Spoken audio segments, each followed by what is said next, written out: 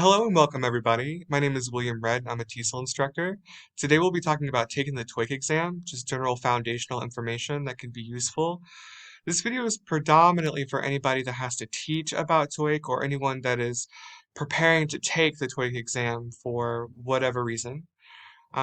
Take a moment to read this document to build a foundation. The following will be discussed. What is the TOEIC exam? Who produces the TOEIC exam? Who uses the TOEIC exam? How do the TOEIC and TOEFL exams compare? And a general overview of the exam. And this will include things like scoring and timing, things of that nature. So without any further ado, we'll just go ahead and get started. So what is the TOEIC exam? The TOEIC exam is a standardized English assessment focusing on non-native learner ability. The contexts are specifically business and professional contexts. Now, this exam is administered in over 160 different countries, and it's used by 14,000 companies around the world. That's a lot. The specific skills that this exam focuses on are listening and reading. Now, notice that these two skills are receptive skills, they're not productive skills.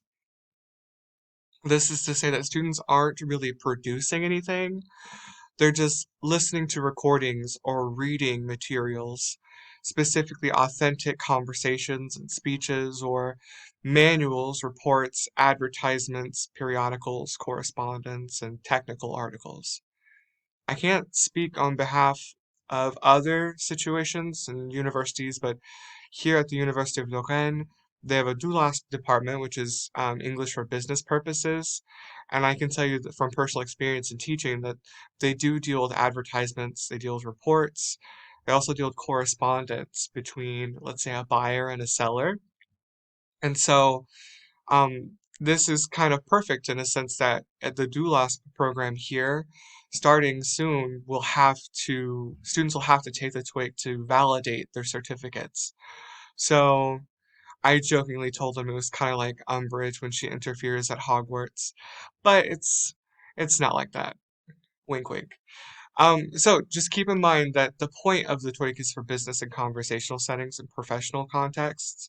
So authentic conversation, okay? Things you'll see at your workplace. So who produces the TOEIC exam? Well, it's the Educational Testing Services. Another fun acronym, ETS. It's a private, not-for-profit organization in New Jersey, US. As we all know, lots of great things come out of New Jersey. Moving forward, leader educational and psychometric research in the US, prepares and administers tests for schools, colleges, graduate admission, and occupational professional certification licensing. Now, something to keep in mind about the situation is that the TOEIC, from my personal experience, is usually in professional settings, so English for professional contexts, things of that nature. And soon you'll see that the TOEFL focuses more specifically on academia. But anyway, who uses the TOEIC? Corporations and government offices worldwide for the following reasons: assessment and current employee proficiency, hiring new employees, and tracking employees' progress in English language training programs. So maybe a company is offering an English for the professions program so that international professionals are able to come and perfect their English skills, learning jargon, things of that nature. And at the end of that, they would take the TOEIC exam to show their level of proficiency. Comparing the TOEIC to TOEFL, there are three different categories we'll focus on: purpose, content, and design.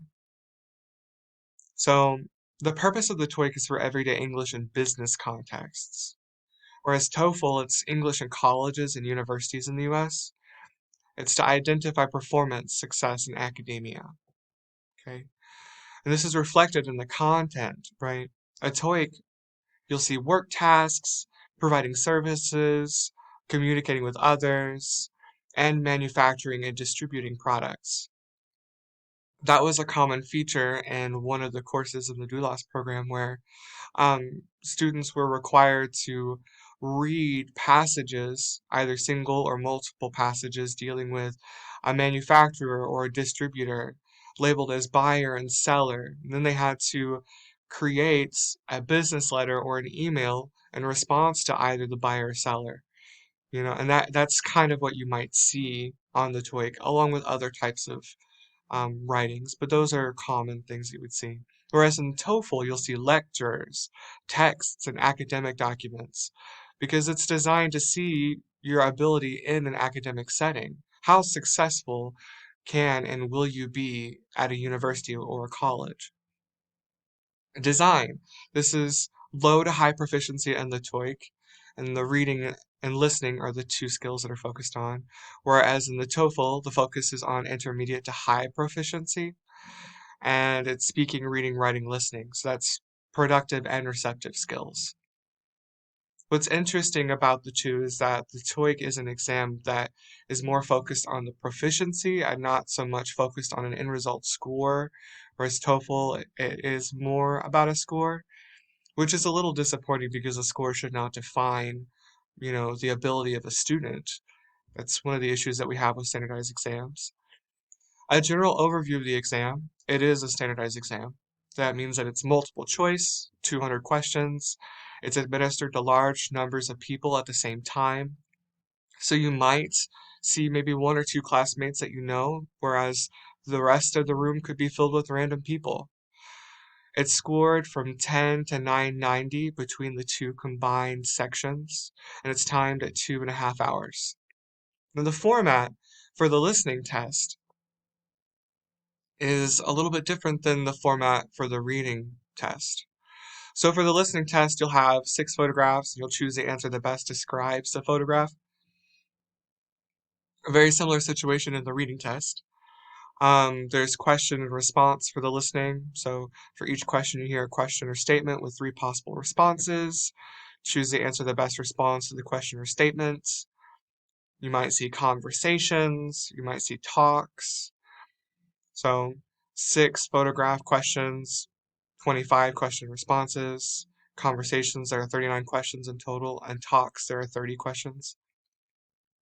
Now, what's different between the listening test and the reading test is that the listening test, you can't really skip ahead if you don't know an answer to a problem, and so that's kind of an issue. Whereas in the reading test, you can skip around, answer the easy questions, and then end with the hard ones, or start on the hard ones and end with the easier ones. Just remember that regardless of the situation with the reading test, you answer all of the questions. If you get a question wrong, you're not going to lose points. You're only scored on the questions that you actually answer correctly, so that's a positive. And the listening test, it's mostly based on, like the length of the test is based on the length of the listening itself. So you could finish the reading test earlier. So you'll see incomplete sentences, and that's 30 questions, 6 photographs. Choose the answer that best describes the photograph. You'll see text completion, 16 questions. You have reading comprehension questions, which is single passage or multiple passage. These are the kind of structures or the formats for these two styles of tests. And the scoring, it's obtained by adding total scores for both sections, right? And it's only based on the correct responses, as I've said. So if you got the question right, then that's what you'll receive points for. Each section, you could get a range from 5 to 495 as a total score per section. So in total, again, it's 10 out of 990. There's no failing or passing score for this TOEIC exam, which is important to note. That also means that if a company requires a specific score for the TOEIC, it's the decision of the company to require that specific score as a preferred score of passing or failing. It's not the TOEIC exam itself that has a pass-fail proficiency score. TOEIC score is valid for 2 years, so that's something to keep in mind. And it's possible that you would have to take the TOEIC again after those 2 years for your company to show that you are still proficient in the language. Timing score is impacted by answering all the questions. So some people might not be familiar with this, but you should move consistently throughout the exam and try not to fixate on one specific part.